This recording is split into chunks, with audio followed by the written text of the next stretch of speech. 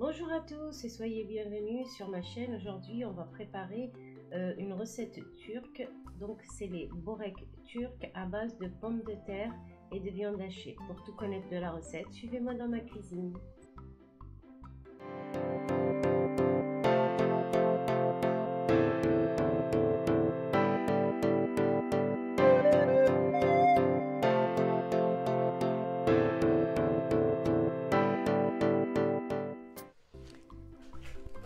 Donc j'aurai de la viande hachée, j'ai l'équivalent de 300 g de viande hachée. J'ai également l'équivalent de 300 g de pommes de terre cuites juste à l'eau salée que j'ai laissé tiédir, ensuite que j'ai épluché. J'ai environ 2 oignons moyens que j'ai coupés finement. Je mettrai également un peu de persil, du sel, du poivre normal, du piment de Cayenne et puis j'ai aussi du piment pailleté, pareil, qui se vend en super turc, que je vous montre c'est celui-là, voilà. Et je mettrai également un peu de persil. J'ai préparé ma poêle avec une noisette de beurre. Moi j'utilise toujours du beurre demi-sel et je vais y rajouter une petite cuillère d'huile de tournesol pour pas que mon beurre brûle. Voilà, donc juste noisette de beurre et huile. Je vais mettre ça de côté comme d'habitude et on va commencer la préparation.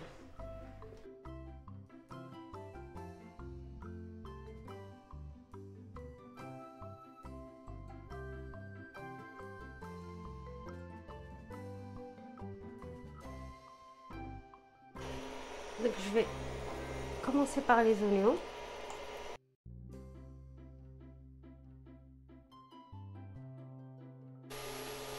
Je vais rajouter le sel.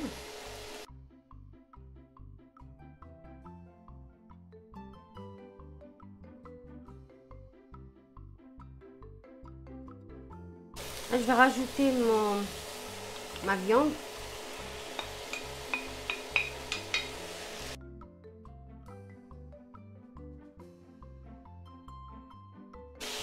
Et mon poivre.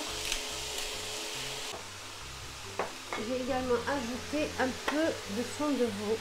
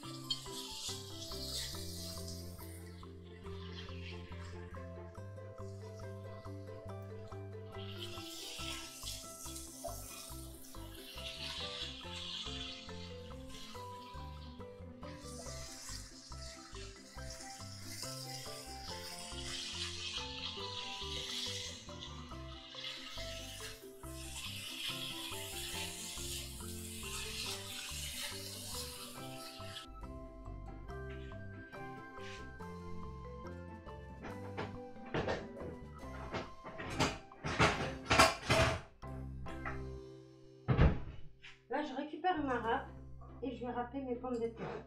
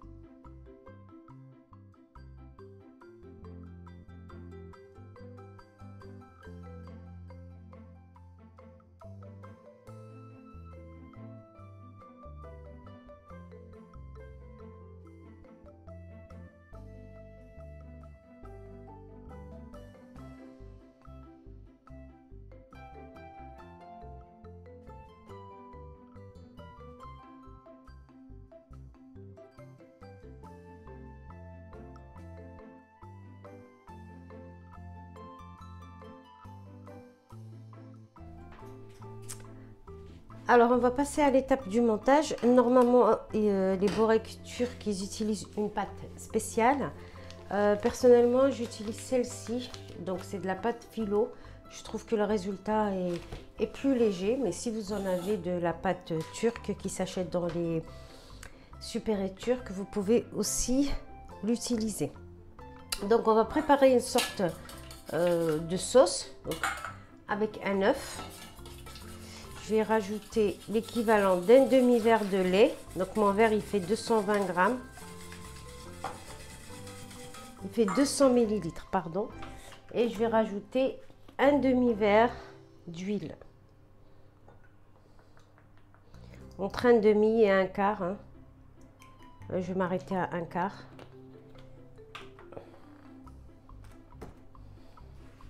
Donc un quart d'huile.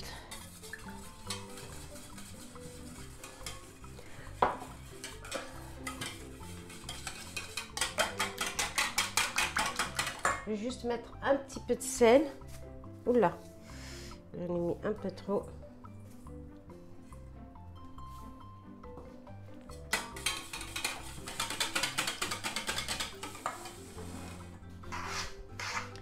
Donc je récupère ma farce. Moi je l'ai laissé une nuit entière au frigo parce que finalement les enfants ils ont changé d'avis par rapport au dîner. Mais du coup je l'ai laissé une nuit entière au frigo, c'est pas plus mal. Donc je récupère mes feuilles. Par contre faites attention, elles se dessèchent très rapidement et elles sont hyper fragiles.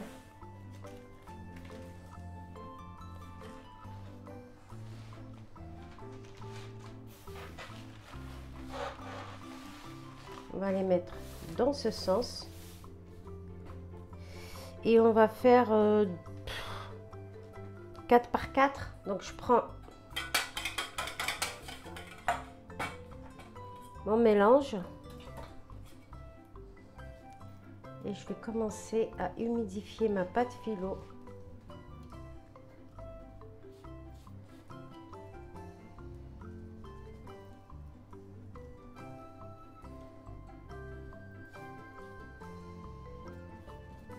J'en mets pas mal, ça m'évite à en faire une par une. C'est vraiment une méthode express. Normalement, c'est une feuille par feuille. Donc là, j'en mets un petit peu beaucoup.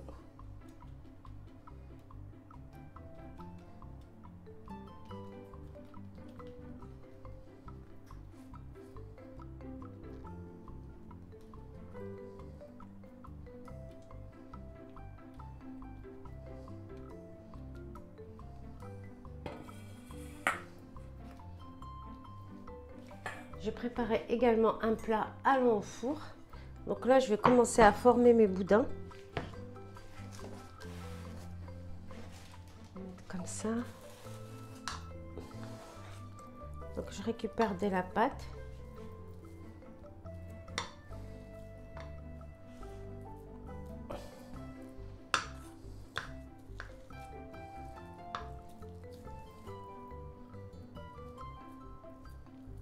J'ai rajouté un peu de fromage râpé.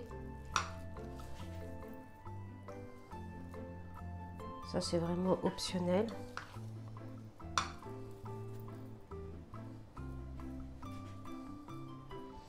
Et là, je vais prendre l'équivalent de 4 feuilles. Alors, 1, 2, 3, voilà.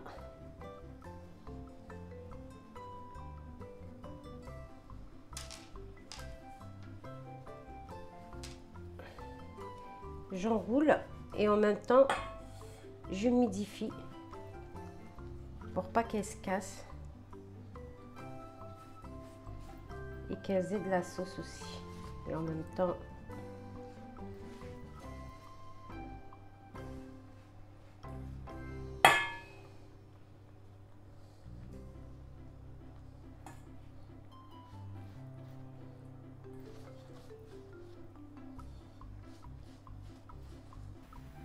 donc je réitère l'opération, je forme plusieurs boudins. Donc là je prends mes feuilles 4 par 4, mais si vous voulez des boudins plus fins, vous en prenez 3 par 3.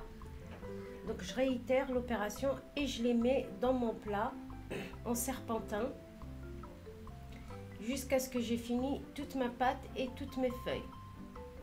Vous pouvez mettre aussi un peu de beurre dans votre plat si jamais vous avez peur que ça colle. Moi le mien il colle pas, donc j'ai rien mis en dessous. Donc voilà, je continue 4 par 4, je badigeonne. Surtout badigeonner généreusement parce que la pâte phyllo a tendance à sécher et à se déchirer. Et le fait de mettre cette préparation, ben, ça ramollit les feuilles et ça vous permet de les enrouler assez facilement.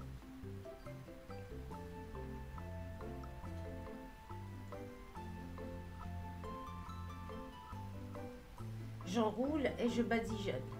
Comme le dessous n'est pas badigeonné, donc je badigeonne tout en roulant pour permettre à mes feuilles de s'humidifier.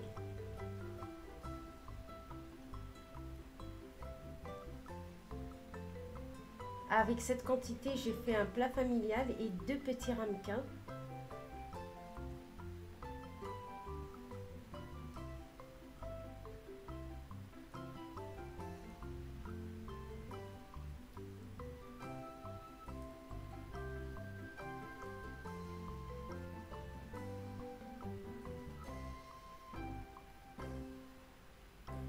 Et voilà, donc j'ai fini de faire tous mes boudins et comme vous pouvez le voir, j'ai 2 petits ramequins également.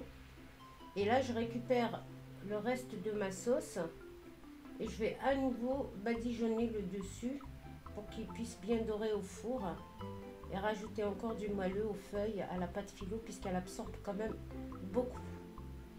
Donc je fais pareil avec mes 2 petits ramequins individuels que j'ai fait.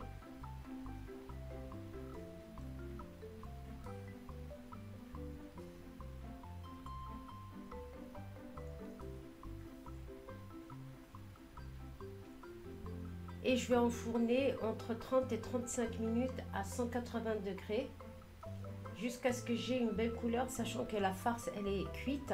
Donc il n'y a que la feuille phyllo, la pâte phyllo qui va cuire et ça cuit assez rapidement. Donc moi je vais partir entre 30 et 35 degrés, vérifier la cuisson en fonction de votre four.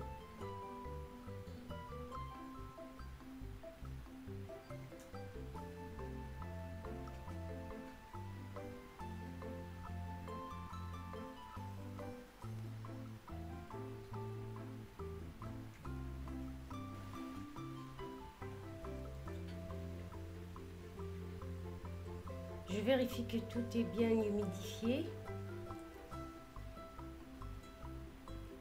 Mon four est préchauffé comme je vous l'avais dit à 180 degrés et donc ça part pour une cuisson entre 30 et 35 minutes. Et voilà donc à la sortie du four, bien doré. Vous pouvez l'accompagner d'une salade verte, ce que j'ai fait d'ailleurs.